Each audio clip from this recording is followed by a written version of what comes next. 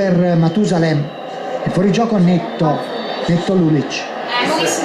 De Santis raccoglie il pallone velocemente Napoli, velocemente, le partite vanno spese fino all'ultimo istante.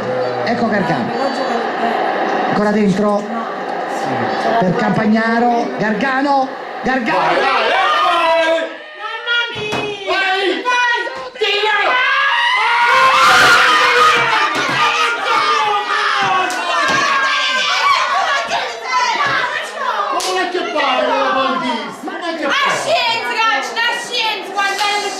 Dalla bandierina Campagnaro, ancora per l'appoggio su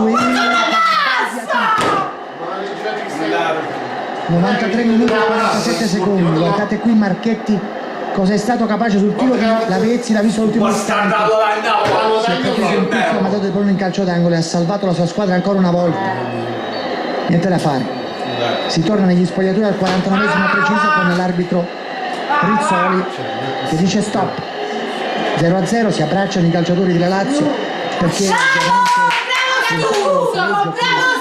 allo stadio San Paolo, Napoli che purtroppo non riesce a ritrovare la vittoria, squadra che comunque abbiamo vista molto viva, generosa, gli manca però lo stoccatore finale, gli manca il Cavani della passata stagione. Speriamo che possa ritornare in fretta. Azzurri che dopo il successo con l'Udinese in casa trovano il pareggio 1-0 al pari di quello della Fiorentina del 24 settembre scorso.